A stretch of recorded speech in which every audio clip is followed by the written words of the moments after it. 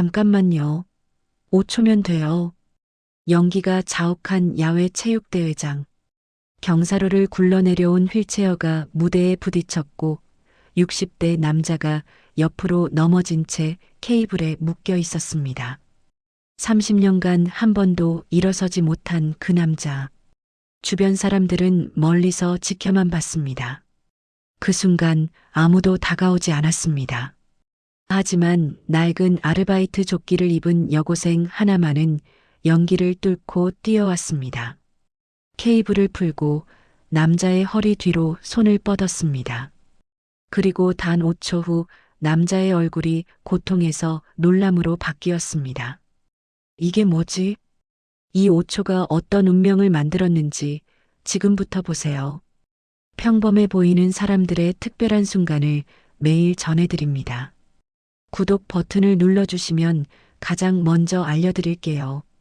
그날 이 5초가 30년을 뒤집기 시작했습니다. 불길 속에서 케이블에 묶여있던 그 남자 박민재.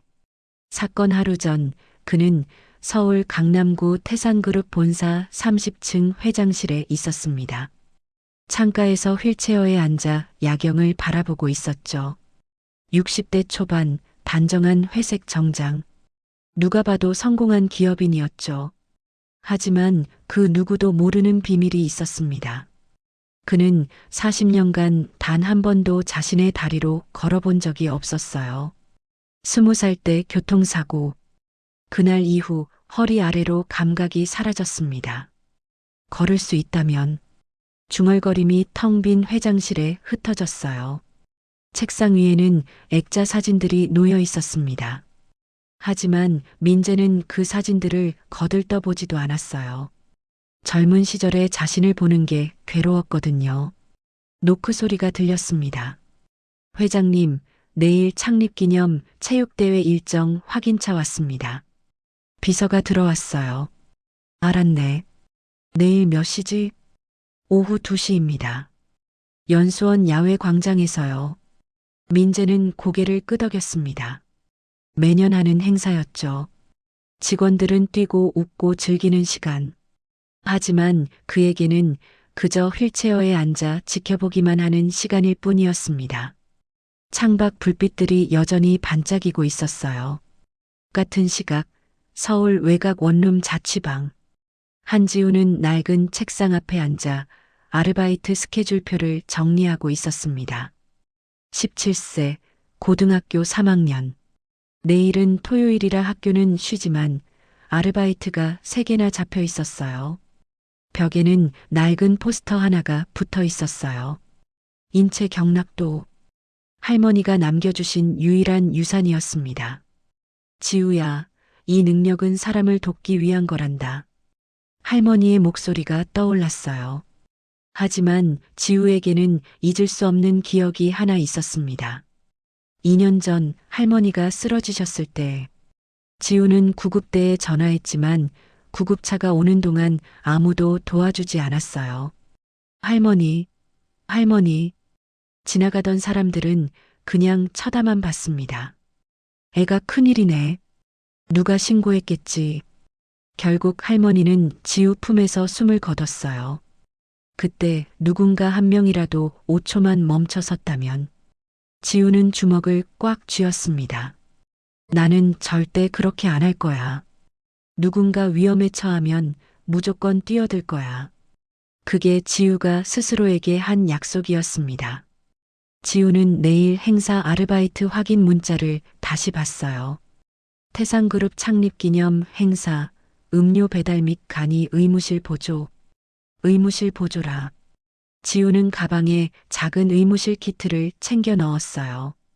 혹시 누군가 도움이 필요하면 이번엔 절대 외면하지 않을 거였습니다. 내일도 긴 하루가 될 거였어요. 다음 날 오후 2시. 태산그룹 연수원 야외 광장. 넓은 잔디밭에 수백 명의 직원들이 모여 있었습니다. 가족 동반 체육대회라 아이들과 어르신들도 함께였어요.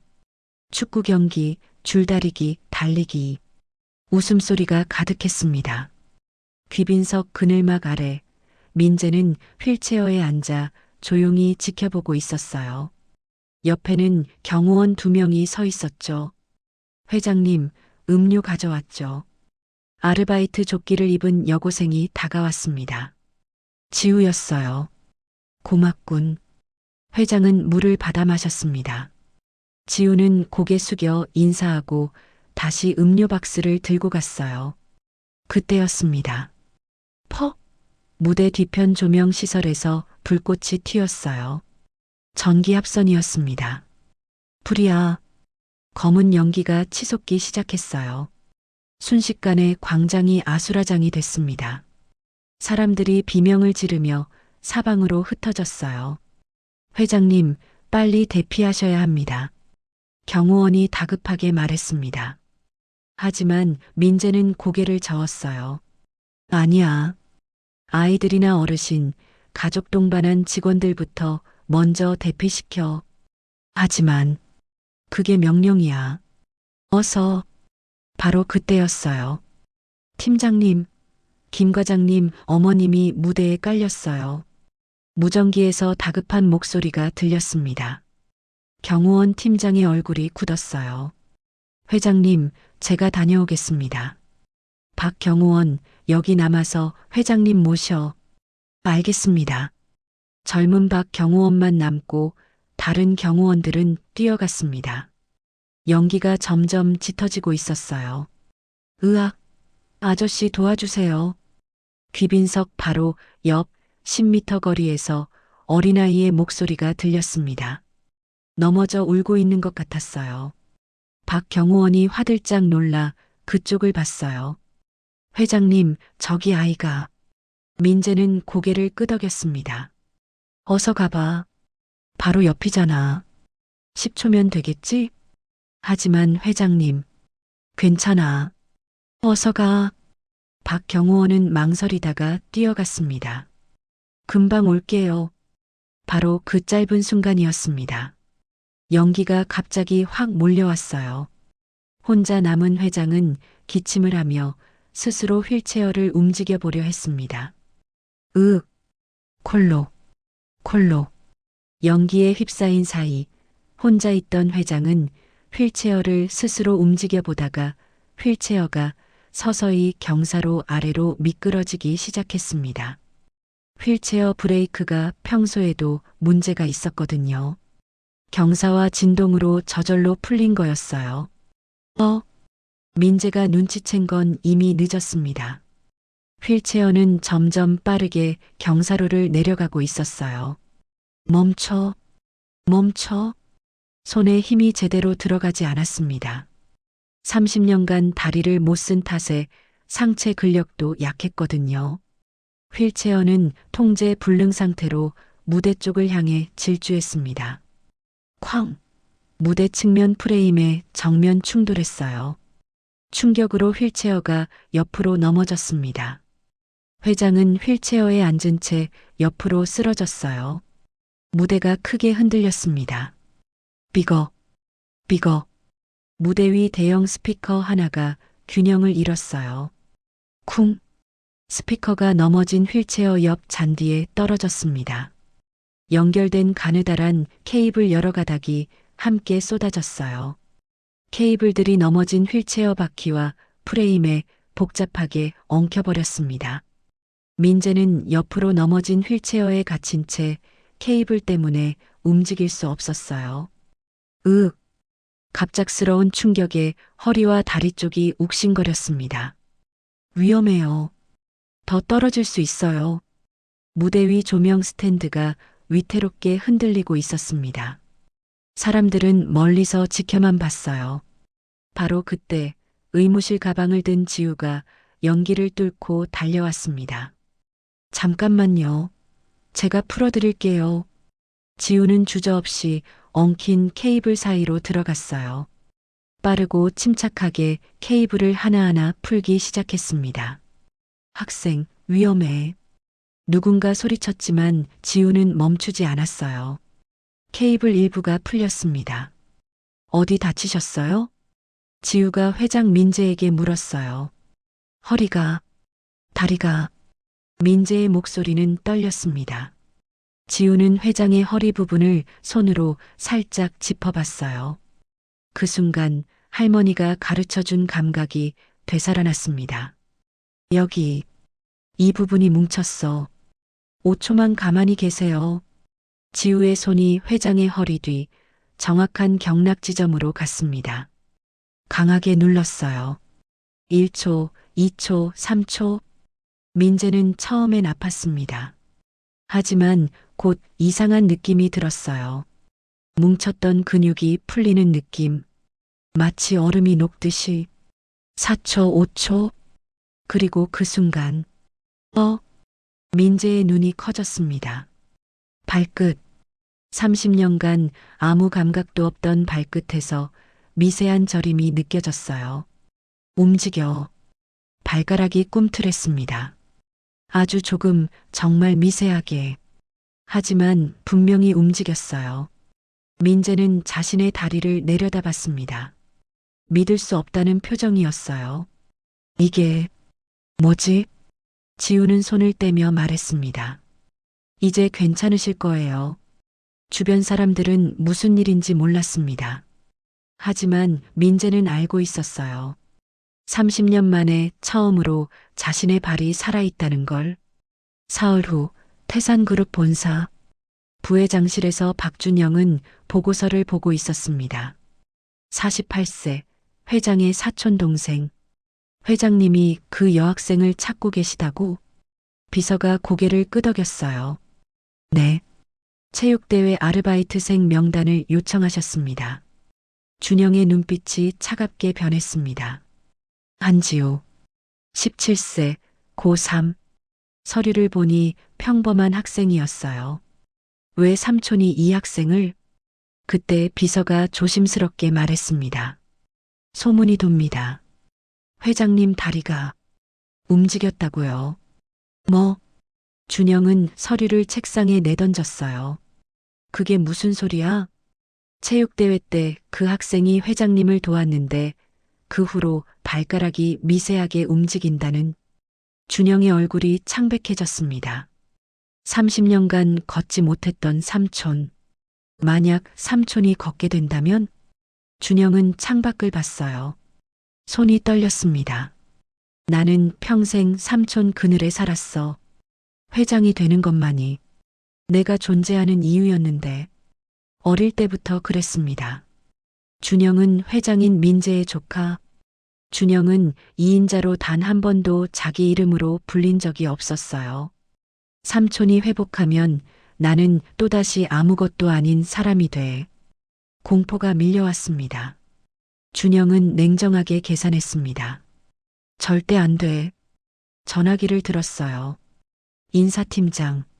한지우라는 학생 알아? 우리 행사 아르바이트 하네. 네, 압니다. 그 학생 우리 회사 출입 금지 명단에 올려.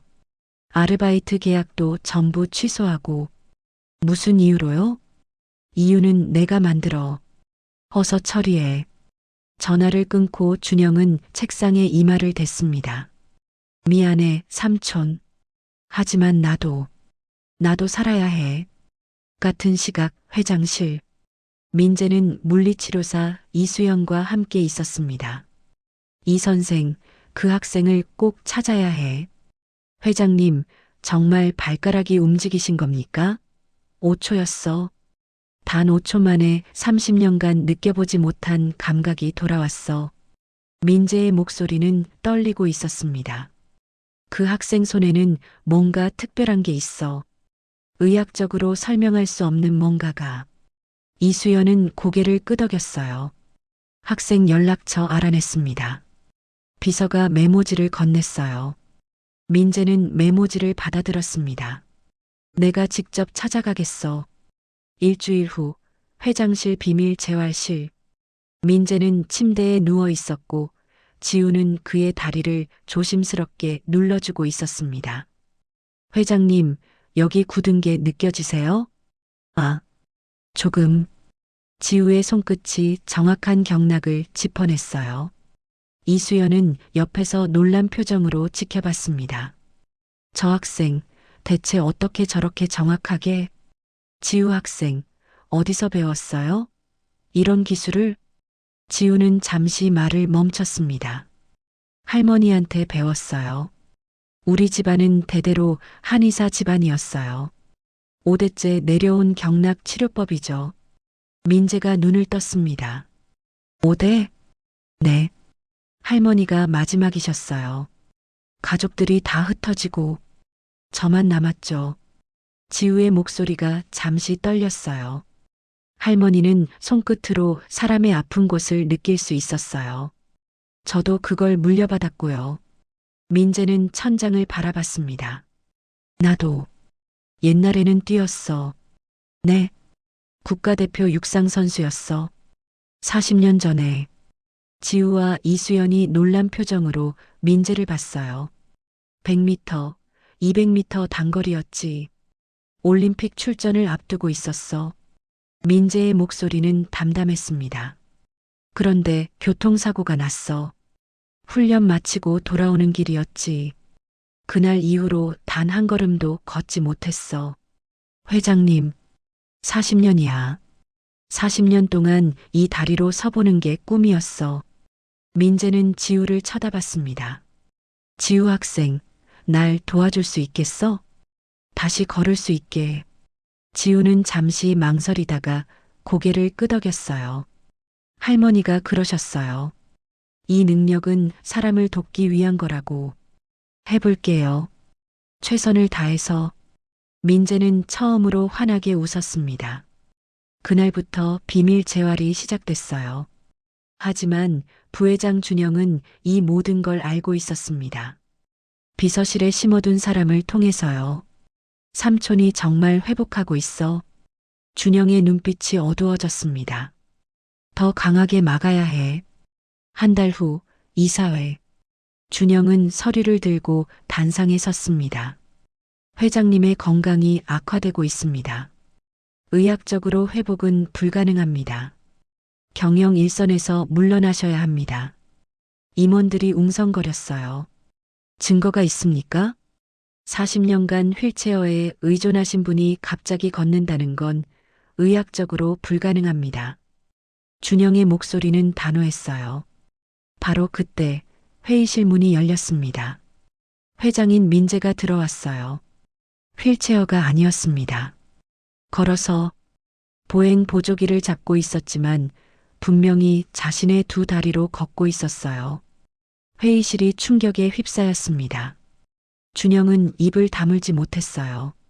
1월 수가. 민재는 천천히 단상까지 걸어갔습니다. 한 걸음 한 걸음. 40년 만입니다.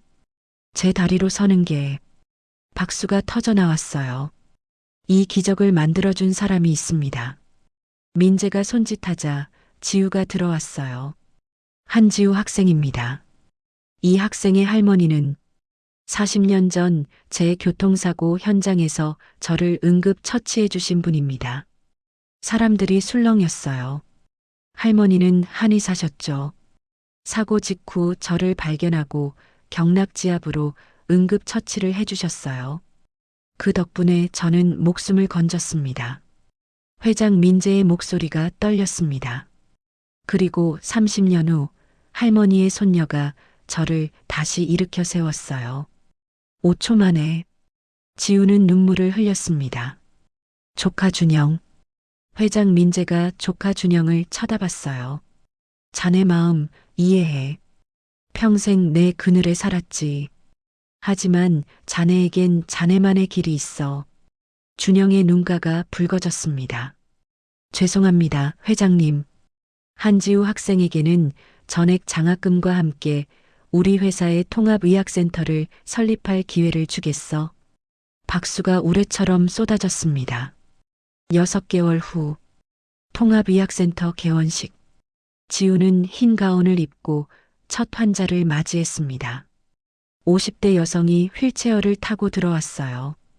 교통사고로 다리를 다쳤다고 했습니다. 도와드릴게요. 지우의 손이 여성의 허리 뒤로 갔습니다. 5초만 가만히 계세요. 1초, 2초, 3초, 4초, 5초. 뭔가 느껴져요. 여성의 눈이 커졌습니다. 민재는 창밖에서 그 장면을 지켜보며 미소 지었어요. 할머니의 손, 지우의 손, 또 다른 누군가의 손으로 5초의 기적은 이렇게 이어지고 있었습니다. 인생을 바꾸는 건 거창한 기적이 아니라 누군가를 외면하지 않은 단 몇 초일지도 모릅니다. 오늘 이야기가 마음에 닿았다면 조용히 표시 하나만 남겨주세요. 우리는 그 신호로 다음 이야기를 준비합니다.